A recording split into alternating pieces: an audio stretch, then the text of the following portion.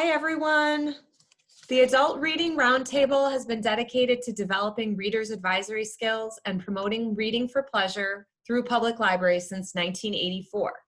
Led by a steering committee of Chicago area librarians, ART plans and presents readers' advisory training, in-depth genre studies, book discussion training, and a wide variety of other professional development opportunities for librarians and library staff.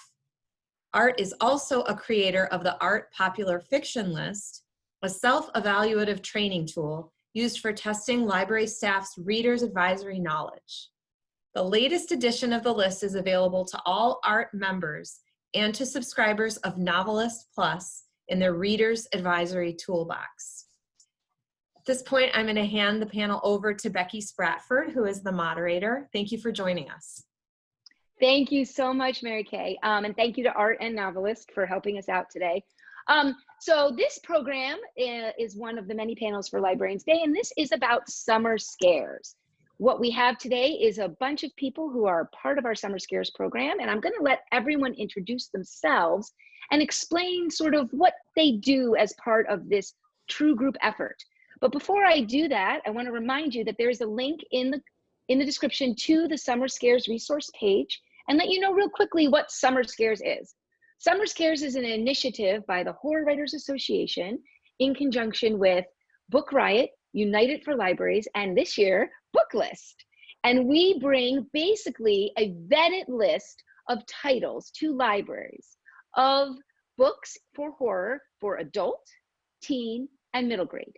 3 titles in each category of titles that are no earlier than 2 years old and no later than 10 years old, written by authors who are still living, to both promote the entire genre of horror and to connect libraries with horror books that we think our panel of experts who you're going to hear from today think are a great match. We are about to enter year 3 of Summer Scares, and before we go, we will have an announcement about how that's going. But today we're going to talk about the program in general, what we are trying to do, and how we all bring something unique to the table. So I'm going to ask everyone to introduce themselves. I've been talking first. I will go first. I am Becky Spradford. I am one of the co-creators, along with the next person who will introduce himself, of the Summer Scares program. And my job is to wrangle everyone and participate in selection of books and promotion. Next up, we have author Jg Faraday. Hi, as Becky said, I am Jg Faraday. I am a director of the HWA, the Horror Writers Association's library outreach program. And I also have several novels and short stories and things like that out there. And I've been doing this, the library program has been going for probably almost 11 years now. Thank you, JG. And I do have to say, he is the one that really brought this idea to the forefront, and he'll talk about that a little bit more. Next up, we have Carolyn Ciesla. Hi, I'm Carolyn Tesla, and I'm actually a library dean, and I help select the adult titles. Oh, and you also run our Twitter. Oh my gosh, I do. Konrad Stump, you're up next. Hi, I'm Konrad Stump with the Springfield Greene County Library in Springfield, Missouri. For 2020, we created a Summer Scares programming guide for librarians, and for 2021, we're going to do that again, but this coming year, I will also be on the title selection committee. Thank you very much. And our newest member, Julia Smith. Hello, I'm Julia Smith. I am from Booklist. I'm an editor there in their youth book section, and so I am here as the middle grade expert, and we'll be helping with title selection. Thank you, Julia. And now our podcast partners, Lisa and Mackenzie. Hi, I'm Lisa Quigley, and as Becky already said, I am the podcast co-host of Ladies of the Fright, which has won Nonfiction Podcast of the Year twice in a row from This Is Horror, which is really exciting. We are the official podcast sponsor or podcasters of Summer Scares, and I'm also an author.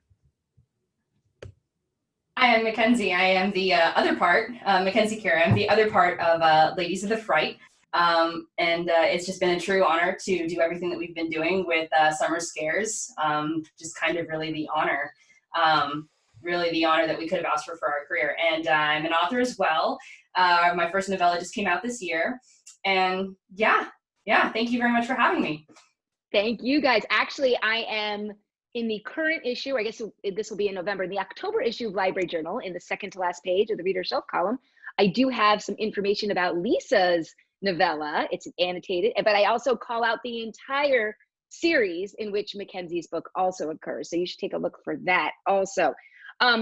Why we are all here today, though, is to tell you that this program is growing. I could not tell you how excited I was. It's like the only good thing that happened in 2020 when it came to book promotion was that libraries jumped on the bandwagon of Summer Scares because we provided content for libraries to connect virtually with authors. So some of the things we provide, and I'm going to have everybody talk about this under the guise of the question of what have you loved about the program, both for yourself and for your involvement. I will go last with what I've loved, but I do want to share some information for the fact that there's stuff you can use for the program, even though we're moving into the 2021 selection process. The 2020 and 2019 programs are both online. Again, there's a link in the description. But this year we added video content that you can use. We got a bunch of the authors and myself and Konrad also to talk about the program and to talk about themselves and the books that were selected and suggest other books. And that is on the Horror Writers YouTube webpage. It is the same page where you'll be accessing these videos for Librarians Day. So you should definitely check those out. That has been very fun for me to coordinate that this year and let the authors speak directly to libraries and readers. And the other thing that we've really done a great job with this year, because everything was virtual and Summer Scares was already planning to provide authors in a virtual environment to libraries, we were able to actually connect libraries with authors. One library in particular, I believe, is writing up their experience for publication, but they were in the Upper Peninsula of Michigan and were able to host, I think, 4 of our authors, Victor Laval, Amy Lukovics, Ellen O, and Andy Davidson.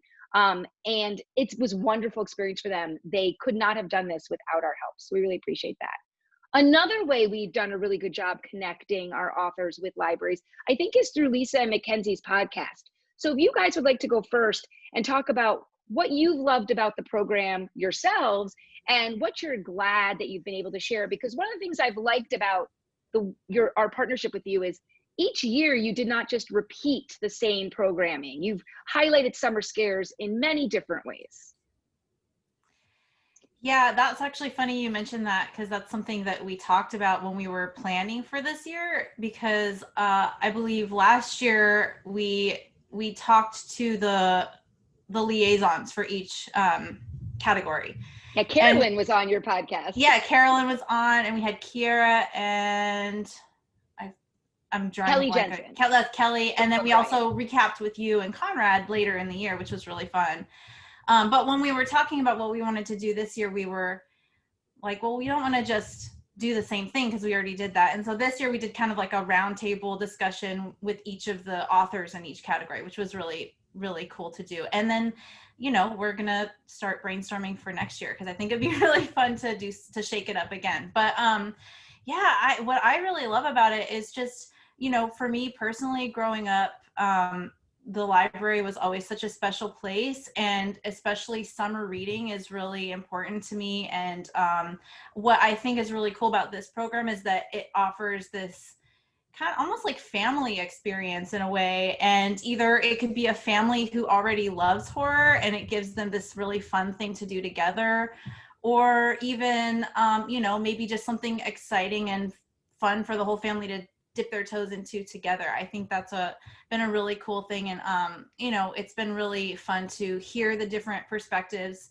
like why is, you know, even from the authors or whatever, just like why is adult horror important? What makes YA horror its own thing and middle grade horror its own thing? So it's been a learning experience for myself, and also just a way to kind of be involved with promoting reading and promoting libraries and promoting horror, which those are all the things I love in life. So it's what we do. This is, I've just been so thrilled to be a part of this program because I've learned so much about libraries. I feel like I didn't know very much kind of going into it. You know, this was definitely something where, Becky, when you reached out to us, I needed to learn a little bit to properly help promote. Because I only had just one very small school library, and I went through that horror section very quickly and then moved on to my parents' library. And so just kind of being in this environment, I feel like has really opened my eyes, and I hope that I have kind of helped other people who've been in a similar situation where our only library was small and unfortunately not very helpful, but that had nothing to do with like libraries as a whole. That's a great point. And I think that transitions us well to Julia, because you guys have brought up the children's connection a lot, and the fact that summer reading is so important. And Julia, I know that you know this very well, that making connections between books and kids is not just for fun, it's actually a very serious thing, and the importance of summer reading. So I know you're brand new, but if you want to share just in general, you know, what that really means to provide these vetted titles that are trusted for families to explore horror, and maybe what you love about horror, especially when you were little. Sure. I mean, in general, I feel like when you're talking to kids, you want to tap into their interest, whatever it is, so that you can like get that love of reading instilled. And it shouldn't matter what genre they like reading, or if it's fiction or nonfiction.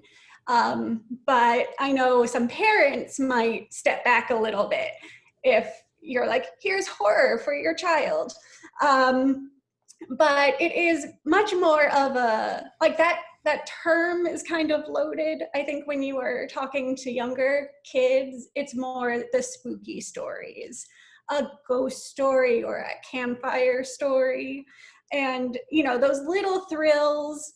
And there are so many books that do that well. And it's more the atmosphere. It's like getting on a roller coaster kind of experience, that thrill. So that's the kind of book we're going to have for your kids to read. And so you don't have to worry about it being filled with like really horrifying things. That's not going to have its place in middle grade. They will definitely be in adult, but it also, by giving good books to the kids that is sort of written for them, like Mackenzie said, like she exhausted her small selection and moved on to the parents. So, you know, they're gonna seek it out. They're gonna seek out, and if Stephen King on the shelf looks very intriguing to a young kid, they'll probably pull that off and give it a shot.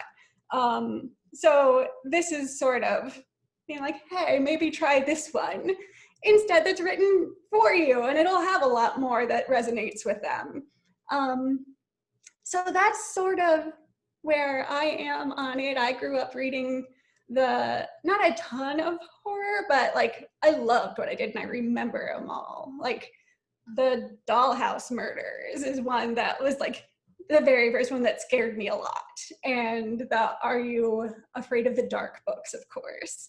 So, and like people have very fond memories of these experiences.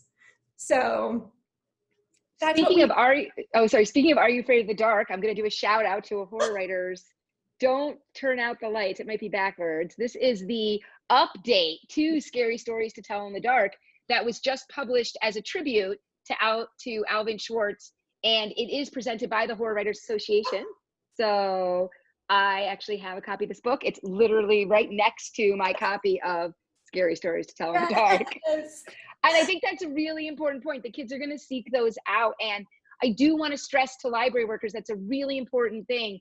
When we are picking the books, those of us on the selection committee, and I'm going to throw it to Carolyn right after I finish this to talk about that a little more, we go out of our way to make sure that there's a range of titles. Specifically in middle grade, there is a scary book that might border on YA for the older readers. Then there's a spooky book, and then there's usually one that uses horror and humor every year. We go out of our way to provide that.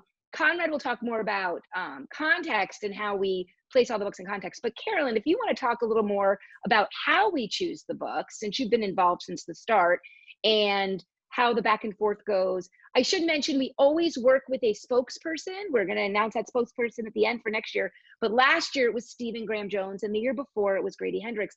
And they also bring their own unique twist and their suggestions to it. But in terms of the professional librarians who we're working with. So Carolyn, let's talk about selection. So that's actually my favorite part of this whole process, because all we do is we sit down and, well, first we populate the world's largest Google Doc, which is titles of horror books, which is the most fun. And then you get to see what everyone's been reading, and we try really hard to do own voices. We try really hard to make sure that our titles and our authors are representative. And that, to me, is so important and so valuable, such a valuable part of this process. So basically then after we have our list of titles, it's like a cage match. We just fight for the ones we want. But you know what's been awesome is, I can't believe we're going to the third year, but the past 2 times we've done this, the titles rise to the top. There's almost a consensus immediately of like, oh yeah, yep, we have to have this one, and yes, we have to have that one. Just like with the middle grade, where you try to have a range of different types of books, I think we do that for horror, or for adult as well. One of the things that I really remember about the first year was we wanted like the creature horror for the people that really wanted something kind of gross and weird, and then we had more of a psychological horror. And then we had sort of a traditional vampire, but it was a love story, you know, it kind of transcended multiple genres. So that's been, I love our selection process. And what it also does is it forces me, and I'm sure it forces everyone else on the committee, to sort of look back at what you've read. Being on Summer Scares has provided so much time for reflection on my life as a horror reader. And it's fascinating to see, like, I started off with the, you know, scary tales to tell in the dark, and immediately jumped to Stephen King, and then sort of to go back and be like, what was I reading? I had no idea what was going on. But where did I find my path? What did I actually really love and I kept coming back to, and what did I decide, that's not for me? It's been just a really wonderful process, and I've learned so much about horror, It's not just Stephen King, and I feel like that should be our tagline, right? Summer Scares, it's not just Stephen King. But yeah, it's such a fabulous process learning all of this. And I do have to say that having a spokesperson, that was how Becky got me on it. She was like, do you want to work with Grady Hendrix? And I was like, yes, I do. So it's really fun to hear these authors talk about what they're reading, and how it's influencing them. And it's just, it's a fabulous project and program all around. And I think that's a great point, Carolyn, because I think because the selection committee until this year really didn't change, we could have gotten stuck in a rut. But each year, and I've already seen our new spokesperson submitting titles to our massive Google Doc, which, you know, shout out to Google Docs. Like, I don't think we could function all across the country without Google Docs. We're in multiple time zones, and it's been great because it brings in that fresh perspective and attitude. And in terms of ranges, we do it also with YA, I think, and adult. We also have gone out of our way to make sure we have at least one of the, at least one title. I think we've always had more than one, but at least one title that's from a non-Big Five press, but one that is trusted for libraries, so that we know that you can get a good quality copy that holds up to multiple checkouts. We've also gone out of our way, but we are committed to diversity and inclusion. We will not publish a list that does not have at least a 30% own voices. And we've gone over that each year. And what's so neat is we're not really trying. Those are the books that are rising to the top. And the other thing, we've made sure to include at least one short story collection. It shows up in different categories, and one graphic novel, again, showing up in different categories, because we want to make sure that every type of reader. This year, we also had titles that got more popular, I think, than they might have been because they were available in an e-copy. So I think that that's really interesting. This year's selection, the story collection by Nadia Bolkin, happened to be available as an ebook. It was either in Hoopla or Overdrive, and I think way more people found that small press title because of it. And that's been really fascinating. So, and I think learning more about horror, we've all learned more. When the middle grade expert says, you got to read this book, I like go check all of them out when we do that cage match, right? Read my book. And that's how I fell in love with Hoodoo, which was one of our middle grade books this year by Ronald Smith. I cannot stop telling people of all ages to read this book. It's so great. But filling it out for library workers, because like, you know, Carolyn's right, we get the little super secret horror club, which is great. But we invited Konrad onto our team to, because of his work doing horror programming, to give libraries more context. And Konrad, if you can talk about the programming guide and the things you tried to accomplish, and don't be afraid to go into detail because the librarians want to hear it. Okay, yeah. So I want to say one thing that I really loved about the initiative is that, you know, working in the library world, there are a lot of librarians who are nervous about approaching the horror genre, either just through talking to patrons or doing programming. But then there are also a lot of people who are not necessarily afraid of program, but don't necessarily know where to start, right? And so for 2020, we worked on the Summer Scares programming guide, where we took all 9 of the titles and did a description, how you would book talk the book. We did read-alikes. There are 4 sample programs for each of the titles, and there is a discussion group guide. So, right, any librarian could approach this guide and say, okay, this is a title that I'm interested in, and here are programs that I can plan around it, and here are ways that I can do a book discussion guide. So basically, what I really love is that it makes it easier for librarians who might be a little scared of planning programs or leading a book discussion. It makes it easier for them to do that. So I found that really rewarding, and just, you know, giving people more confidence in planning things and, you know, putting themselves out there and engaging with their patrons. And, you know, growing up loving the horror genre, there weren't a lot of people around me who also liked it, and I felt that way when I entered the library world. So the great thing about the programming guide is it also gives librarians who happen to like the horror genre, you know, an item that says, okay, I'm not the only one. There are other librarians out there who really enjoy this, who are doing great things with this, and I can do that too. So just, you know, I wanted to make other librarians feel more confident in succeeding in the ways that they want to succeed. I did not unmute. I think we saw that this year. You know, I've only done like 12 of these. I think we saw that this year with the increased participation by libraries. You know, when we did this the first year, we tried to make our own read-alike lists. And again, on the resource page, which there's a link for in the description, we do have other content, but there is a free link to the beautiful programming guide that Springfield Greene County Library did do for us.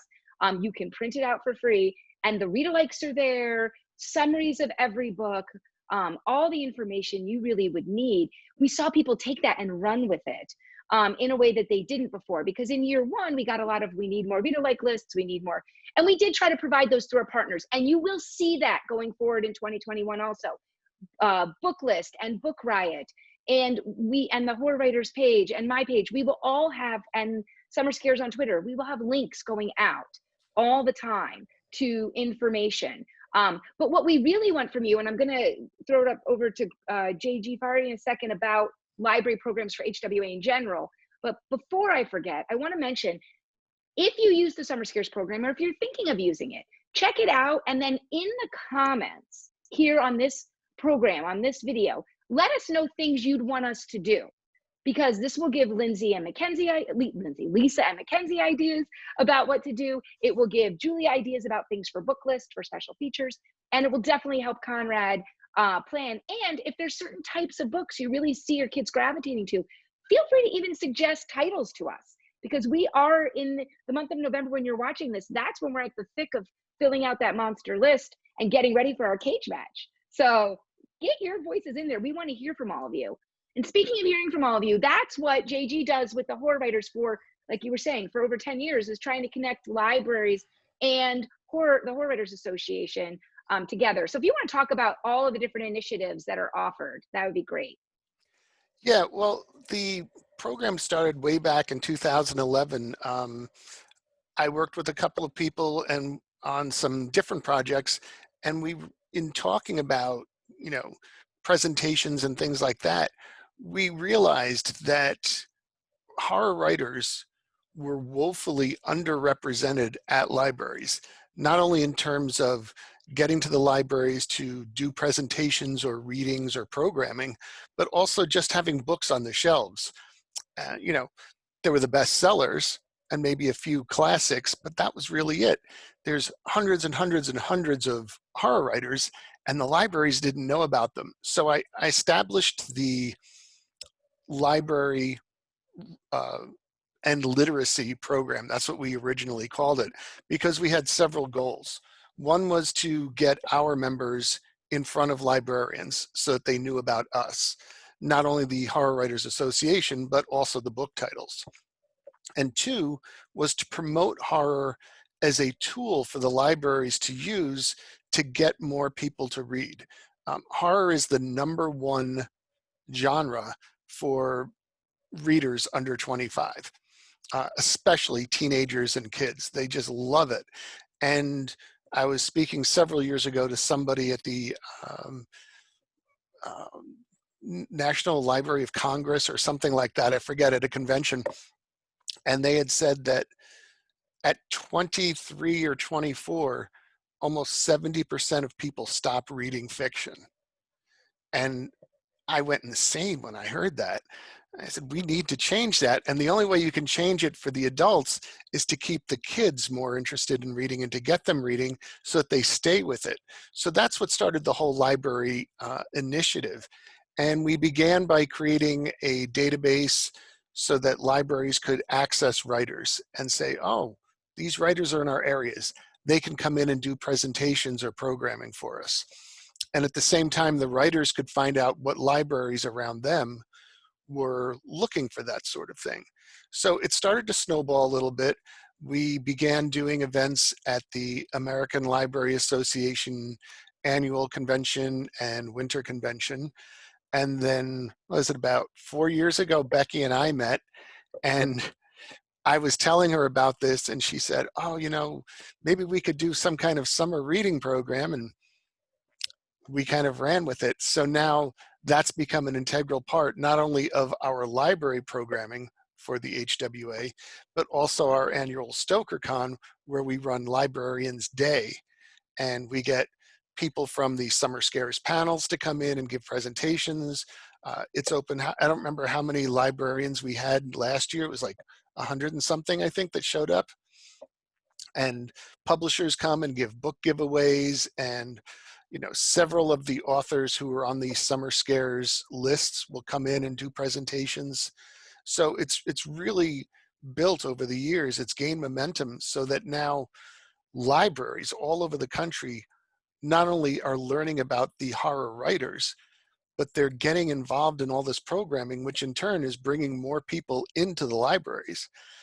And I know, from personal experience, that was how I got started on horror, was as a kid going into a library and finding those books.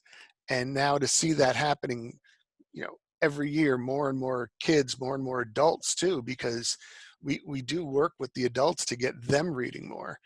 It's just been great. And that's probably my favorite thing, is just seeing the knowledge and the acceptance of supernatural horror, ghost stories, things like that, reach the libraries and the readers, because it is more than just serial killers and blood and guts spewed all over the floor. Thank you. Yeah, and that brings us up right into the next question I wanted to ask everyone, because I think that statistic is very important, that young people read horror in greater numbers, and as we age, people stop reading fiction. Not all of us, because it's our lives, but it's true. I always tell library workers, like, you forget, you think everybody's read a specific book that's super popular, right? Like we mentioned Grady Hendrix, and I'm always shocked about people who don't know who Grady Hendrix is, right? He's a New York Times bestselling author. He's, you know, books that are very accessible, that are still scary. And I'm always like, how do you not know him? Like Stephen Graham Jones last year, how did you not know him? Because people don't read. Like, you know, we all read multiple books a year. The average adult American reads 4 or fewer. And that's like generous, I think. I just saw that study recently. I think it's less, but that's the study that's going around right now from Pew. And that is sad because Julia will know kids go through millions and millions of books. So what I want to ask all of you, because clearly you are giving your time for no financial gain to help Summer Scares and to promote horror because you know how important it is, both for yourselves and your livelihoods in some cases, but also for the reading public. And I think JG really got into that, why it's important to keep people reading and how horror can help. But why do you think access to horror at all ages matters so much? And you know, when we talk about access and we talk about things like equity, diversity, and inclusion, the library is a place where people can access books without, you know, you can go in the library without money, you know, in your pocket, without having to explain yourself, and just find something to read. And not having these books on the shelf does a detriment. But why do all of you really believe in horror? Why have you turned your life into, you know, the work you do to focus on horror? And we'll go back sort of the way we went before. Let's start with Lisa and Mackenzie. Oh man, I think there's quite a few reasons, but I know if we're starting with the youngest readers, with middle grade, I think that, you know, when you're at that age, you're kind of experiencing a lot of stuff in the world for the first time. You have a lot of fears you might not know how to put words to. And, you know, in that sense, I think that having a safe place to explore those fears and explore those anxieties, also maybe even to get some autonomy and experience this safe, autonomous adventure that's a little bit dangerous in this container is really important. And I think that just amplifies in YA. And then, you know, as adults, I think we still have these anxieties and we still want a place to explore them. And also I think they're, like everyone has already touched upon, and like I feel like always comes up anytime we talk about horror fiction, is that there's this huge misconception about what it is. So I think that the more we put it out there, the more we talk about it, the more we share things that people don't really think is horror, which is also another whole other discussion of like what's horror and what isn't. I think that the more we do that, people can feel more curious and more exposed to like, oh, I didn't know this thing was horror and I really like this. I didn't know reading could be fun, and I can have fun reading as an adult, and that's an okay thing. And I think as we become adults, we sort of lose that I can just do things for joy and for pleasure and for fun. And we think like, oh, if I'm going to read a book, it has to be a serious book, or it has to be an elevated book or whatever. And I think that making horror accessible and showing what it is and what it can be is, you know, a way that we can make reading be fun for adults again too. And I think that's really important and valuable, especially with how the world is right now. Like we need these, we need these outlets. Lisa, what about you though, as your career too? Because I want everyone to touch on that too. Like why make horror your career? I think for all those reasons. And I you know, I'm one of those people who, I didn't grow up reading Stephen King and reading all of this stuff. I didn't even know I was a horror fan until into my 20s. Because I thought that horror was all this other stuff. Not that there's anything wrong with it. I actually was reading things that I didn't know was considered horror, same type of thing. And when, as a writer, as an author, I was writing stuff and struggling to classify what I was writing. Not that that's my business or my job anyway, but to try to describe to others, I didn't realize that what I was writing was horror. And so for me, it became very exciting and important to me, especially with the podcast and with what I write, to be the sort of advocate of horror can be so much more. And it just I became very passionate about it, because I know what it's like to just think like, oh, slasher is the only kind of horror there is. And I want to, you know, expand and broaden that definition. Yeah, I'd love to kind of piggyback off of what Lisa was saying, as far as, the accessibility is so important for kids, I think. I've shared this before on the podcast, but I was an only child, and I was kind of raised in the middle of nowhere. I mean, it was in Southern California, but I didn't have any neighbors. And so horror was really important to me because it kind of like eased my loneliness, as whereas I would read, an epic fantasy, I'd almost like long more for more connection. But if I was reading horror, I wouldn't so much long to be there. It's horror, but it's horror. I don't want to be that person. I just want to experience the thrill. I want something to do with the hours of my day that's exciting. I want to stay up awake until 2 a.m. And so, horror was definitely escapism for me, and it eased my loneliness, I think, in a way that any other genre really couldn't. And so I really want books to be there for kids that are experiencing that, for it to be kind of a catalyst for difficult emotions, because I didn't know I was lonely. I know now. I didn't know then. And so I think that is very important. I think that that's something that only horror can do at every age. Let's see, and your other question, Becky, was for my profession, right? Mm-hmm. Okay. Yes. Okay, and I wrote it down so I wouldn't forget it. I said, well, it's horrifying to be a woman. And so that is why I write horror. That's why I'm in horror, is because, a lot of these things I don't think could necessarily be tackled in any other genre. It's like I was raised to look under my car for killers that were going to drag me under the car and kill and rape me. And like, who else is raised like that except for women? Like, it's girls. We're told to look under our cars for this stuff. Like, when we're leaving our college campus, make sure no one's following you. Keep your keys close so you can slash at someone with claws. And so horror is the only one that can really jab at this and be like, this is wrong. This is so horribly wrong. What can we do to fix it? Thank you for that, because this is a segue to another panel I did with Stephen Graham Jones, Daniel Krause, and Cynthia Pelayo that we've already recorded, so I can say. And Cynthia talked at length about the violence to women, and especially women of color. And so if you go look at that part of the Librarians Day, it's called Why Horror Matters. And it's the 4 of us in conversation about why it matters. And she talks about that at length. And I think that's a really important thing to bring up. Konrad, since you actually run horror programming at your library too, and it's one of the biggest things you do. And also, I love that Konrad goes on local TV to do book talks, and he does 3 every time, and there's always one horror book. And so he just normalizes it for everyone too. But if you want to talk about horror for you as a reader, and then horror in the work you do. Yeah, definitely. So, I plan a program series on top of the Summer Scares program series that we do called Oh, the Horror every October. And that has been one of our most popular program series.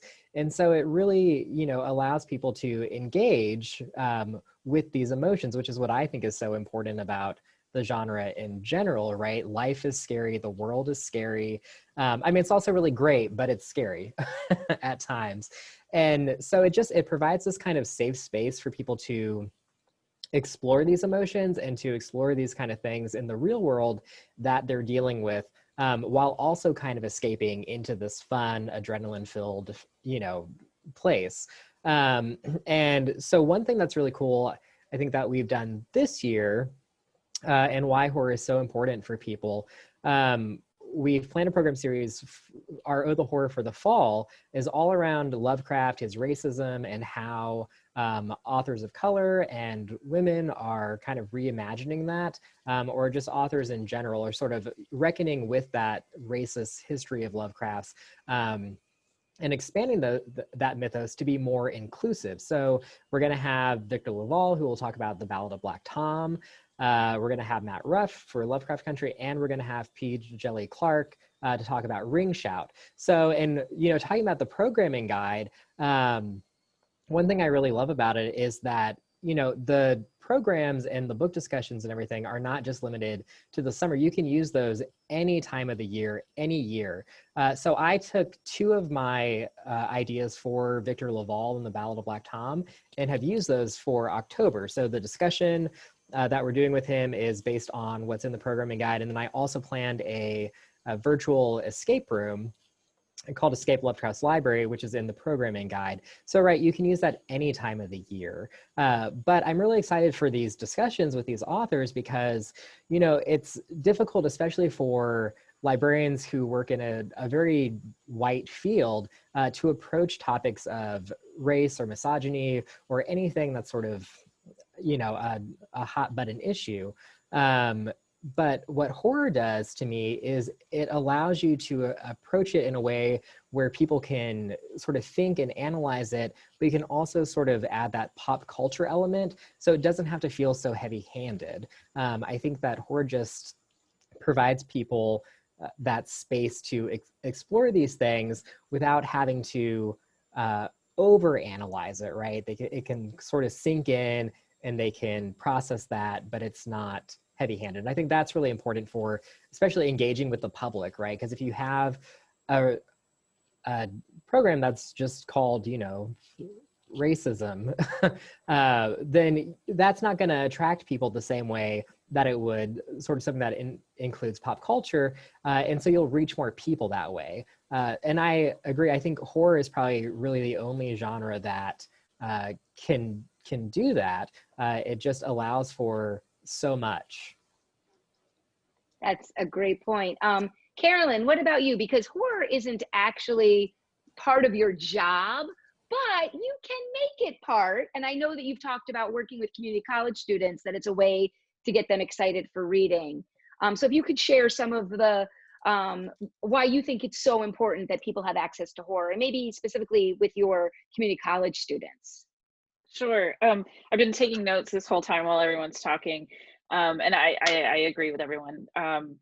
So as Becky mentioned, I'm a dean at a community college in the southern Chicago suburbs, and if there's one thing that college students need, and especially community college students, it's an escape, and it's a break. They need to give their brain a break. One of the things I was kicking myself because I can't remember where I saw it. But about a week ago, I saw on Twitter that someone was talking about the role of empathy in horror. And if there is no empathy, it's not horror. And that's so important to me. And that's why as Becky mentioned, I want to make sure that my college students get a chance to read fiction, but I think horror has a certain taboo that you can hook them with, and then you can have these conversations about empathy, about dealing with this incredibly difficult world around us, and how to process all of that. I love listening to what Konrad's saying about taking this really sort of terrible legacy of Lovecraft and changing it, turning it on its head. Like the whole thing with Lovecraft Country is amazing. Let's take that world that he created and make it something for everyone, which I think is also a great aspect of horror. Anyone can take part in it. Anyone can make it part of their lives. So as a dean, it's not necessarily my job. Well, horror fiction is not my job. Horror can be part of my job, but just not horror fiction. But yeah, it's so important for college students. Like part of what JG was saying, right around 23, 24, folks stop reading fiction. So college students are right before that age. So encouraging them to read, encouraging them to understand that it's not just, they're not wasting time. And in fact, the way that it will help them make connections to what they're studying is incredible. That's my favorite part about encouraging fiction reading is. It's like, let's talk about the role of fiction in your history class. Let's talk about the role of fiction in your biology class, you know? And I think horror is just a great hook. I don't have time, or that looks boring. Well, how about a ghost story? And then that was really good. Oh, did you like the atmospheric part of this? Let's get you reading over here. Let's get you reading over there. So college reading, pleasure reading is vital to me. In that way, I've incorporated horror fiction into my job. Plus, I just talk about it all the time to people at work. I'm like, hey, I'm reading this really cool book. And people are always shocked. They're like, you read that? I'm like, yes, I do. And it's really good. And as the dean, you're their boss. So they're like, oh, I can read it too. Well, I'm joking, deans. but that's important, I think, for people in authority like us with Summer Scares to say, hey, we are people that are, you know, librarians that people trust, read these books. And I think that's one of the things we've been doing with picking the titles. As a few people have alluded to, the Ballot of Black Tom was one of our titles this year. And I have a recorded book talk about it where I literally say the greatest thing about this book is it's a retelling of an actual Lovecraft story. And it is as if Victor LaValle is both paying homage to H.P. Lovecraft and giving him the middle finger at the same time. And that's literally what it is. And some of the books Konrad mentioned, Lovecraft Country, Ballot of Black Tom, and Ring Shout, those are books that are just as much about racism and systematic racism as they are about horror, because systematic racism is horrific. And we're really trying to use horror to help. We pick titles that show this. You know, we picked Mongrels in the first year, which is really a book about the underclass in America told as a werewolf novel. You know, it's not, that's the story. And all horror books, though, are about more. You know, Earthworm Gobs by Brian Keene, which was our pulp pick, is also an early example of cli-fi, right? Climate science fiction. They're all more than you think, and that's what I love about it.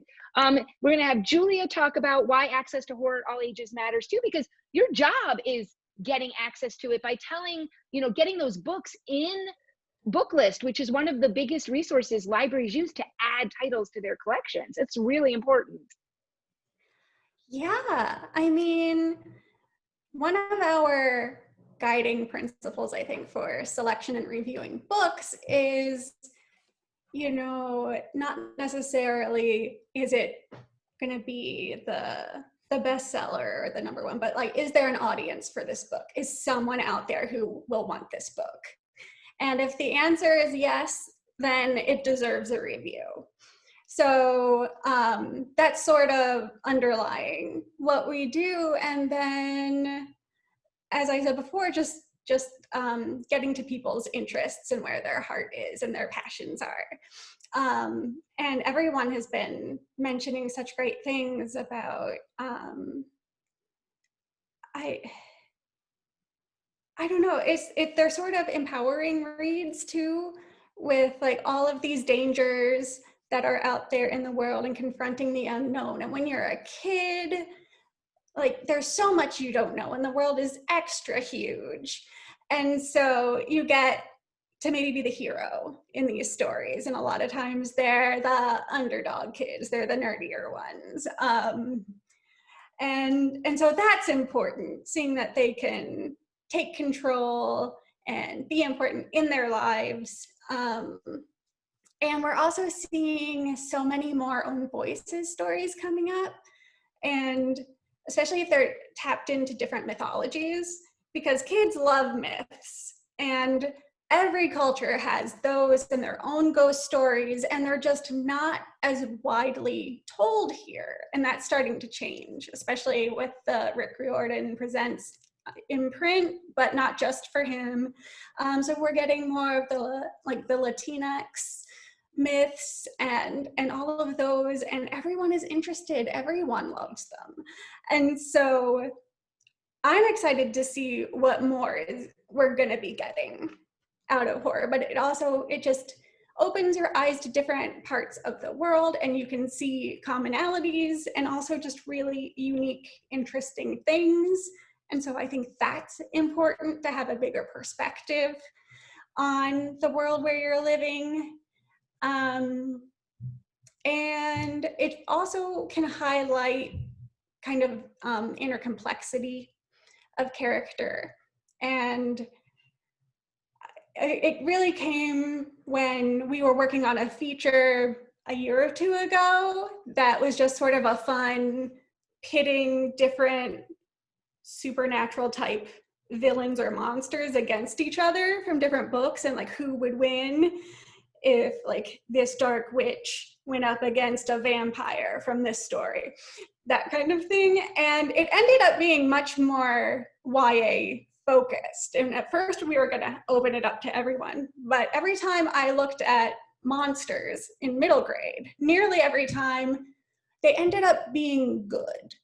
Like everyone was scared of them at first, and it was all these stories and all this noise. And then when the characters got to know why or how the monster was like that, there was always like a very redeeming part of that personality, or they'd gotten something completely wrong about them with their assumptions. And so being able to boil things down to that level too and show it to a kid, they get that. And I think that's an important thing to do and very worthwhile. That's a great point. And also by being, like you said, by being in book list, the books are, you're telling libraries, they trust that there's a reader for it. And so you're able to pass it on.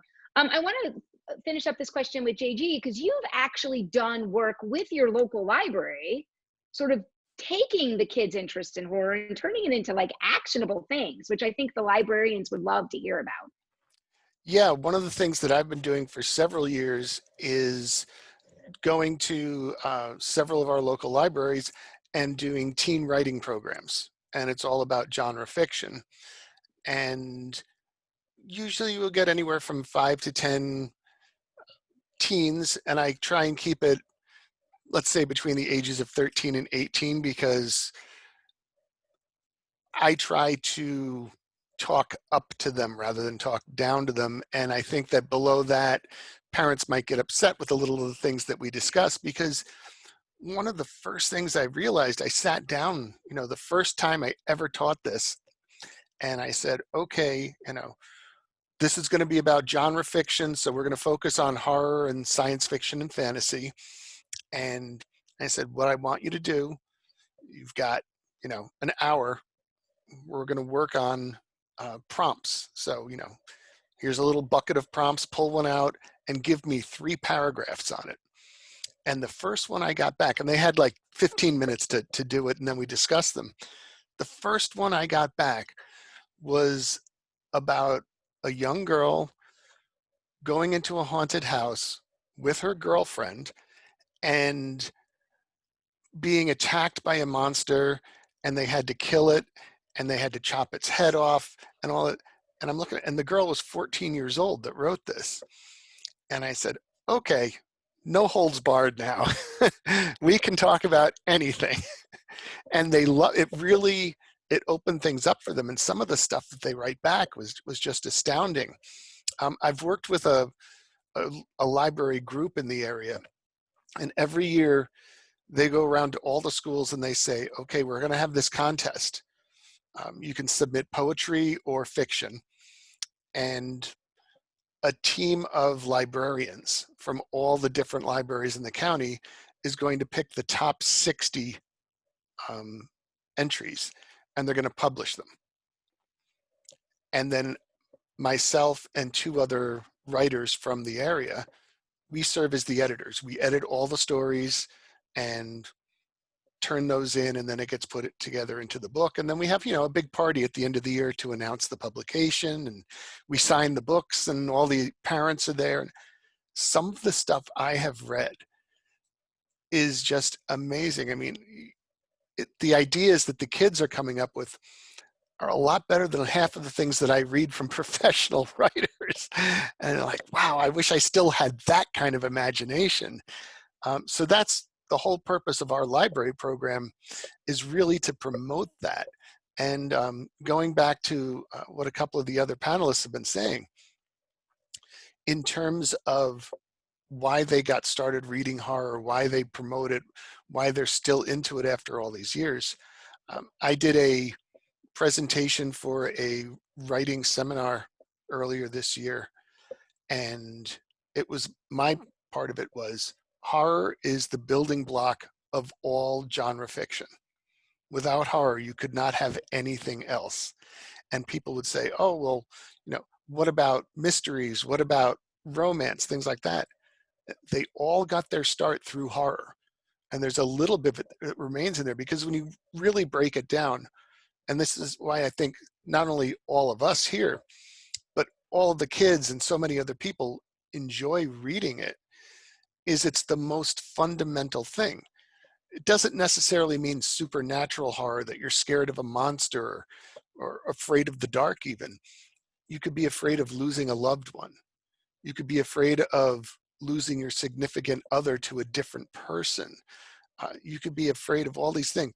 You could just be afraid not knowing what's around the corner as you're going down a street or going through the woods. So suspense, thrillers, romance, all of these genres began back in the days when people were sitting in a cave around a fire telling a scary story. And it wasn't necessarily a story to scare you. It just had those elements in it. It could have been to teach a lesson. It could have been to entertain. But horror is that primal emotion for everyone. And I think one of the reasons it's so popular is that we all feel it. I mean, it doesn't matter what country you're from, what religion you are, or what culture you are. We all know fear. And in all of its different especially forms. this year. Yeah. Especially this year. So in all of its different forms. And we can mold it as writers. We can mold it in ways that are going to touch the reader's nerves. I mean, that's what we always hope for as writers. So you don't necessarily have to write about a pandemic to scare people about a pandemic. You could use zombies. You can use something else. You know, we have all of these different types of tropes that we can work in to not necessarily, I don't want to say teach a lesson, because you don't go into a book, writing a book with the purpose of teaching a lesson. But I think just as the reader gets things out of it, as writers, we develop things and learn things while we're writing. And there's been a lot of times people have said to me, oh, you know, that was so great what you did in that book you wrote where, you know, this really meant that, and et cetera, et cetera. And I'm like, I had no idea about that while I was writing it. That's because that's what it meant to them. And real good horror fiction can do that to people, and people can get different things out of it. So I think that's why it's so important to have as many people reading it as possible. And that's a great point too, because when we talk about horror in the library world, we talk about it as a genre of the emotions. And you brought that up. It's how the emotional connection, and it's the same as romance. Without that emotional connection, different emotions. Without that emotional connection, the story does not work. And the writer has to have the emotional connection, but the readers find their own. And that's, I think, what this is a great way to start wrapping it up. That's what we're hoping to do with Summer Scares. Each of us in our own way is contributing to helping you find ways to connect your readers with different types of horror stories. And whether we do it by suggesting the print titles, providing you with programming ideas, or giving you something to listen to, like the podcast, Ladies of the Fright, to hear about it, we're trying to come at you at all these different ways to understand why it's so important. I hope you learned something about why Summer Scares is a great program any time of year for your library. But of course, as we know, in libraries, summer reading is a big thing. So we're willing to piggyback on the most popular event, right? Again, before we announce the next year, I do want to remind everybody that if you have ideas about Summer Scares, if you've tried it out, or if you haven't and you want to know more about it, or you want to give us some suggestions, we are only at the beginning of the planning process. We will be announcing the 2021 titles on, I think we said, Greg, the 15th this year, because February 12th. February 12th. February 12th, the day before National Library Lovers Day. So we'll be announcing it that day, our list of vetted titles. So it'll be really exciting. And that's when we really start the planning. But you can use all the lists. Please leave a comment in the comments for this video, or reach out to @SummerScares on Twitter. And so that, you know, everyone else can see your questions too. And we make sure the whole team sees them. But I do want to end with, final reminder before we end with the announcement. Although this goes live on November 1st, and we technically announced it October 31st, but in case you didn't see it, I do want to remind you that if you're watching this video and you didn't officially register for Librarians Day, you might want to do that. The information is in the description, because if you officially register, you get access to an email address where you can ask any of us or any of the panelists for any of the programs a question. And we have someone from the Adult Reading Roundtable monitoring those questions, and they're going to be sending them out to the appropriate people. So if you want to ask us a question, we will be taking those the entire month of November. So please, if you register and get that, we'd really appreciate it, and we'd love your feedback. And now to wrap it all up, before I say thank you to everyone, JG has a great announcement for our 2021. Yes, the Horror Writers Association, in partnership with United for Libraries, Book Riot, and Booklist, is proud to announce that award-winning author Sylvia Mourinho Garcia will be joining our committee and recommending the fiction titles at each reading level. That delivers a total of 9 Summer Scares selections. Sylvia is a best-selling author of several novels, including Mexican Gothic, Gods of Jade and Shadow, Certain Dark Things, and Untamed Shores. She's also edited several anthologies, won the World Fantasy Award and the 2020 Sunburst Award for Excellence in Canadian Literature of the Fantastic. And her book, Gods of Jade and Shadow, was a 2020 American Library Association Reading List winner in the fantasy category. She's also the publisher of Innsmouth Free Press, a columnist for the Washington Post, and a book reviewer for NPR. And as Becky said, she will be joining us for the announcements on February 12th, and also, along with some of the other authors, appearing on a panel to kick off Summer Scares at the 5th Annual HWA Librarians Day during StokerCon 2021 in Denver. Fingers crossed that it goes off in person. If not, we will be coming to you live on video once again. And do we have the quote from Sylvia or not? I do. Yeah, I didn't know if we had time, but yes. We have all the time you'd like for this, because we want to hear from Sylvia. So Sylvia, who couldn't be here today, did provide us with a quote. And what she says is, "When I tell people I like to read horror books, they often look at me like I'm a pervert. Horror has a bad reputation, even though it's the genre that gave us classics such as Mary Shelley's Frankenstein and Shirley Jackson's The Lottery. Like any other genre, horror is multifaceted and has a rich history. From the pulpy scares to cerebral thrills, horror deserves more love, and we're here to share some exciting titles." And we're so excited. I want to thank everyone for being here today. Jg Faraday, Carolyn Ciesla, Konrad Stump, Julia Smith, Lisa Quigley, and Mackenzie Kiera. I want to thank the Adult Reading Roundtable, and specifically Mary Kay, who you saw at the beginning, who invited us and hosted these Zoom panels. And we really hope you reach out to us in the future about Summer Scares. We are entering year 3. We are, as Carolyn said earlier, she can't believe it's already year 3. I know it's gone so fast. And in the meantime, keep reading your scary stories, and thank you all for watching.